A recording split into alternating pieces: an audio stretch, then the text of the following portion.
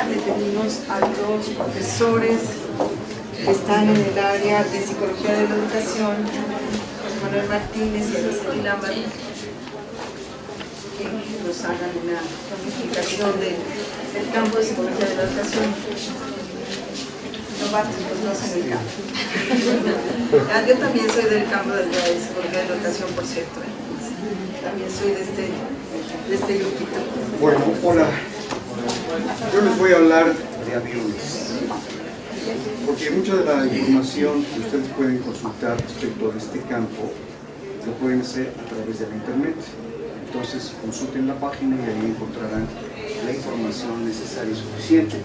Por un lado. Por otro lado, voy a describir un poco a manera de un resumen esquemático lo que puede ser el campo de la psicología educacional. En cuanto a las materias que corresponden a la psicología de la educación, son 15 asignaturas, y de estas 15 asignaturas solamente 5 son prácticamente prerequisitos para 4 especialidades o 4 terminales, que son diseño y evaluación educativa, educación en la diversidad y el desarrollo humano, psicología escolar y asesoría psicoeducativa, y por último formación en la educación abierta y a distancia. Esto, por supuesto, que lo encuentran en la página SUA, para que vean ustedes ahí con detenimiento cuáles son las materias que están del quinto al séptimo semestre y las que están ya en las líneas terminales. ¿Queda claro? Se lo digo para no aburrirnos, no quedemos ahorita mismo en esto, claro que ustedes lo pueden hacer con calma, con detenimiento, y podrán ver los contenidos de estas asignaturas. Ahora sí, por favor, vamos a dar una breve descripción de lo que creemos o creo que puede ser la participación del psicólogo en el campo educativo. Por favor. Puede participar en el proceso de enseñanza-aprendizaje con él o los profesores en la elaboración o selección de los medios impresos, audiovisuales, las TICs, que son las tecnologías de la información y la comunicación, o los recursos didácticos, coadyuvando en la planeación de un curso formal o informal o de manera institucional en un cierto nivel educativo, o realizando intervenciones de forma directa con una o varios alumnos, ¿de acuerdo? De manera general. Pero también puede participar como terapeuta, como orientador, como asesor, como instructor. De tal suerte que, si visualizamos la labor del psicólogo, como lo decía Elena, nosotros podemos participar no de manera, o sea, quien se dedica a un campo, por ejemplo, psicología educacional, se va a encontrar con la realidad de que tienen que hacer a veces intervenciones de tipo clínico, a veces de tipo social, a veces de tipo laboral o institucional. En ese sentido, uno tiene que tener una muy buena formación, pero también con una amplitud del campo en la que uno va a hacer una intervención. ¿De acuerdo? Por favor. Pero siempre hay que utilizar un marco teórico psicológico determinado. O sea, no es cierto que exista el eclecticismo, de que tomamos un poquito de humanismo, tomamos un poquito de psicoanálisis, tomamos un poquito de conductismo y resolvemos un problema. No. ¿Por qué no? Porque metodológicamente cada escuela psicológica tiene su propia concepción metodológica y por lo tanto su propia concepción tecnológica, es decir, cómo va a abordar el asunto. Y en este sentido, bueno, pues simplemente imagínense ustedes, el psicoanálisis para algunos lo consideran que forma parte de la psicología, para otros decimos que no, que es independiente, pero imaginemos que alguien quiere hacer una intervención psicoanalítica con una metodología conductual. Bastante desafortunado y una brutal ignorancia al respecto. ¿Estamos de acuerdo? Porque no podríamos objetivizar algo inconsciente. Así de simple. Bueno, adelante, por favor.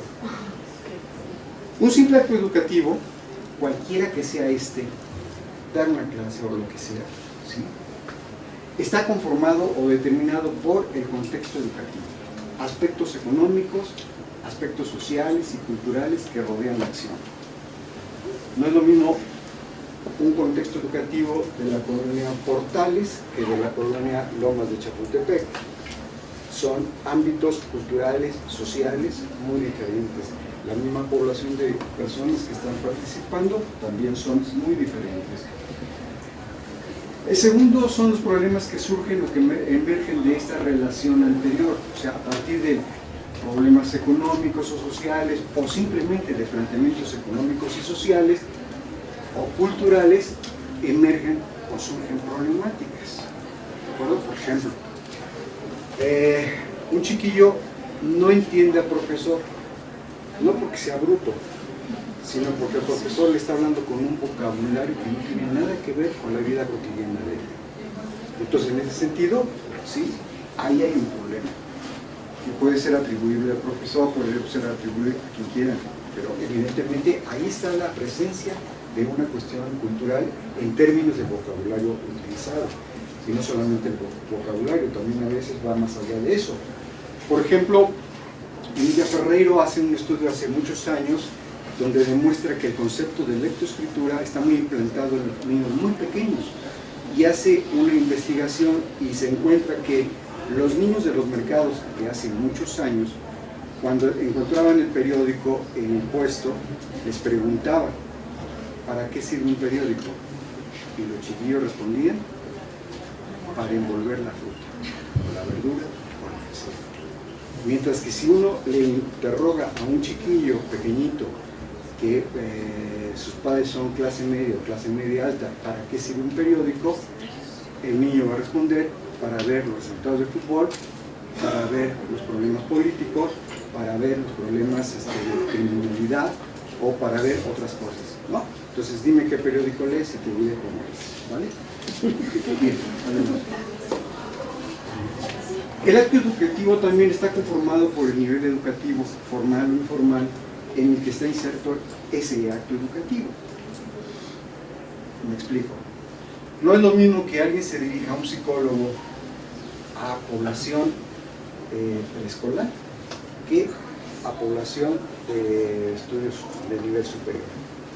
Evidentemente las estrategias, el vocabulario, las intencionalidades, etcétera, son totalmente diferentes. Entonces, en ese sentido, esto también marca una superior. Bueno, y además también tiene que ver el punto de si se trata de educación formal o de educación informal. ¿Sí? La alfabetización puede ser un acto informal.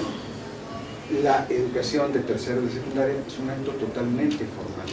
Está dentro de una institución. Y 4, las diversas disciplinas que pueden participar alrededor de todo esto también. O sea, muchas veces se dice la política no tiene nada que ver en la educación. Perdón, pero sí lo tiene que ver. Evidentemente, no es lo mismo, por ejemplo, una política institucional de una escuela confesional de una escuela que no es confesional. En una escuela confesional, a los directivos les interesa que los niños aprendan algo de la cultura religiosa. Mientras que en una escuela laica no me interesaría esto. Pero luego se dan contradicciones. Por ejemplo, hay un sismo y la profesora de una escuela laica pública se arrodilla y reza. Ese simple acto, ese simple detalle ya le dio mucho más información al chiquillo que cualquier clase de religión. ¿De acuerdo? Vale. En cuanto al contexto educativo,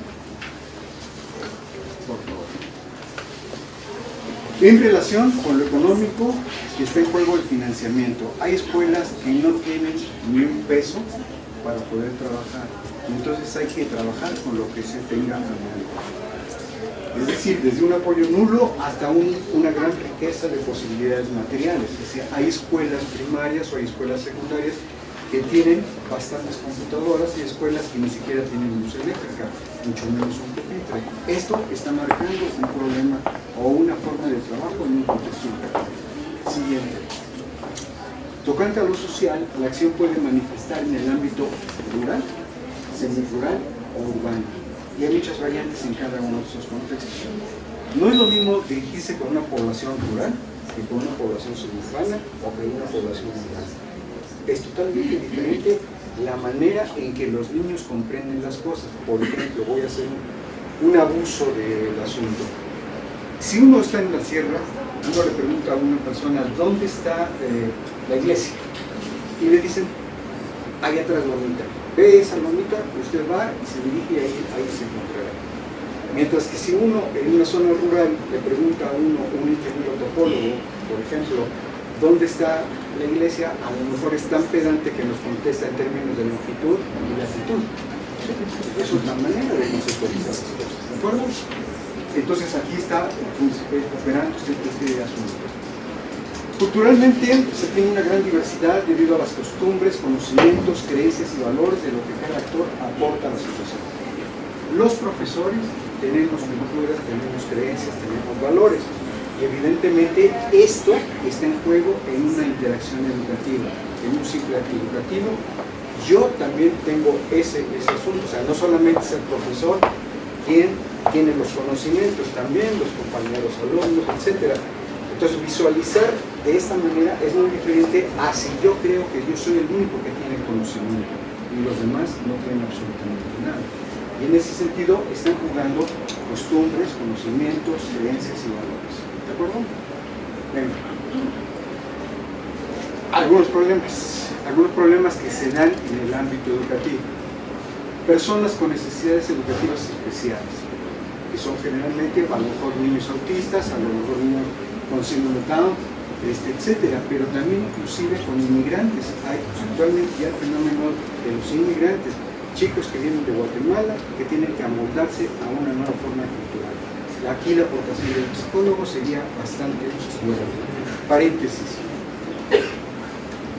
El ámbito educativo, como nosotros creemos que la vemos, es que es muy amplio, es bastante amplio la posibilidad de actuación de un psicólogo en el ámbito educativo. ¿Qué ocurre? Que afuera, e inclusive muchos de ustedes, todavía creen que el psicólogo es para cuidar locos. Y no, va mucho más allá el quehacer profesional de un psicólogo. Y en este sentido también podemos abordar a niños de la calle como personas con necesidades educativas especiales y a los chicos sobresalientes, que también se dan en los casos bastante desagradables. Por ejemplo, no sé si recordarán que hace poco había un chico que se tituló en una universidad particular como psicólogo y ahora está estudiando algo con neurología, ¿sí? Bueno, a este cuate lo entrevistaron en un programa de televisión y resultó que no salía de un esquema religioso. O sea, su explicación era en términos de Dios. Y el Señor le preguntaba, ¿pero cuál es la explicación científica? El cuate se quedaba callado. ¿Qué implica esto? Que está mal conceptuado el término de niño sobredotado o sobresaliente. Hay un error de conceptuación y a veces nos vamos con la finta. Hay chicos autistas que son magníficos matemáticos, pero nada más, ¿sí? Entonces son detalles, pues. Venga. Personas con algunas deficiencias menores, por ejemplo los chicos que reprueban alguna asignatura, los chicos que tienen problemas de bullying, etcétera, etcétera, en términos de habilidades, conocimientos, actitudes o valores. ¿Ok? Por favor. Derivados de la interacción de los antes vistos, pero también con directivos, con los directores de una institución, con los padres de familia, con los pares o subalternos. Por ejemplo, una escuela, la maestra detecta que un chico tiene ese famoso síndrome de TDA, ¿no? Y decide y le informa a la directora, y la directora habla con los padres y le dice, por favor envíen a este chico a un médico porque no lo podemos controlar. Si nosotros como psicólogos aceptamos de inmediato eso, estamos en un error. Lo primero que habría que investigar es por qué ocurre esto y cómo ocurre esto. Y entonces, bueno, en esta circunstancia uno debería hacer una valoración como psicólogo y no dejarse influenciar por lo que dice el padre, pero aquí hay un problema de interacción. Por favor.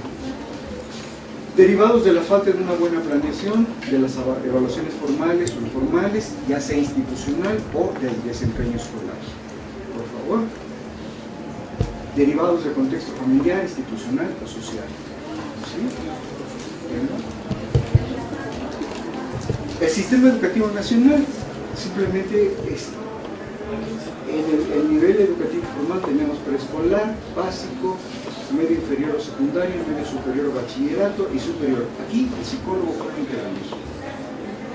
Y en el nivel educativo formal tenemos problemas de alfabetización, educación comunitaria, educación ambiental, educación para la salud, educación para el trabajo, educación sexual, educación permanente, etc. O sea, el abanico de ejercicio del psicólogo es muy grande. Por favor. Algunas disciplinas participantes, entre otras, la sociología, la economía, la arquitectura, el derecho, la antropología, la medicina, la pedagogía y, por supuesto, la psicología en sus diferentes posturas teóricas y en sus diferentes quehaceres profesionales. Con esto quiero decir que, repito, un psicólogo educativo también tiene que saber un poco de clínica, también tiene que saber un poco de organizacional, también tiene que saber un poco de social, ¿sí? Pero sobre todo sí tiene que tener una postura teórica firme, ¿de acuerdo? Pues creo que si quieres agregar algo. Bueno, he agregado todos los minutos, ¿no? No, en realidad yo no iba a participar mucho en este asunto, pero sí me gustaría hacerles varias señalizaciones. Creo que fue muy amplia la presentación de José Manuel y a mí me gustaría que ustedes hicieran un ejercicio, por un lado, de imaginación y por otro lado, como jugando un poco con la ouija, no se valdría que ustedes seleccionaran las materias. Si ponemos el cursor en las materias y se van prendiendo algunas de ellas, a lo mejor ustedes al azar van a escoger las materias que van a tomar para la línea terminal. Y yo creo que ese no es el sentido. Después de toda esta explicación tan completa que dio José Manuel, uno diría, ¿y para esto yo qué materias tengo que escoger? Y ahí es donde entra el ejercicio de imaginación, ¿sí? Ahí es donde yo les pido también que revisen los objetivos de cada uno de los programas, de las materias que están ahí implícitas en el plan de estudios. ¿Por qué? Porque el título no nos dice mucho. El objetivo tampoco nos dice mucho, pero nos dice un poquito más, ¿sí? Los objetivos específicos también nos dicen un poquito más. Entonces, entre que yo como me veo trabajando en un kinder, ay no, yo soy familiar de Herodes y capaz que acabo con todos, ¿no? A lo mejor me voy al nivel superior, ¿sí? Y entonces ahí sí me dedico a hacer incluso currícula o diseño proyectos de investigación o qué sé yo. O trabajo en una comunidad, o me voy a la sierra, o me voy a las lomas. O sea, yo creo que es bien importante que ustedes hagan ese ejercicio de imaginación, un poco proyectándose al futuro para que se apasionen por lo que van a hacer, ¿sí? Si no les apasiona matar niños, no se vayan a un kinder, ¿no? Insisto. Si les gusta otro tipo de actividad, piensen cuál es el lugar y cuál es el escenario en el que ustedes se ven, para que se digan, no, esto es lo que tengo que decidir. Me gusta el nivel formal, me gusta el informal, preferiría trabajar en este tipo de escuela o en esta otra. Y después contrástenlo con los objetivos de cada una de las asignaturas que vienen en el plan. Y de acuerdo a eso, hagan su selección, ¿sí? Entonces tenemos que ir, yo creo que no es de atrás para adelante, sino de adelante, ¿sí? De ver la línea terminal para atrás, para que eso les permita aterrizar en las asignaturas que tienen que seleccionar y eso les dé por resultado su elección. Sí, por mi parte es todo. Gracias. Muchas gracias. Y yo creo que esto que dices es válido para todas las áreas. Esto de hacer el ejercicio, ¿cómo se ven ustedes ya como psicólogos en el campo profesional? Esto tiene, porque en realidad, alguien me decía ayer por ahí, creo que es así, elegir, una frase muy bonita, elegir es la trayectoria, es de alguna manera elegir el campo profesional y es elegir una forma de vida. Porque, por ejemplo, los que nos dedicamos a la docencia, a la investigación, es una forma de vida diferente a los que se dedican a la clínica o a trabajar en una empresa, en un estudio organizacional o en una escuela, como tú dices, en un kinder o en el área de educación especial. Se necesita una vocación y realmente lo que dijiste es lo clave. Hay que enamorarse, hay que apasionarse del campo profesional al que uno va. Porque si uno está enamorado de ese campo, es casi una garantía que uno va a ser bueno en ese campo.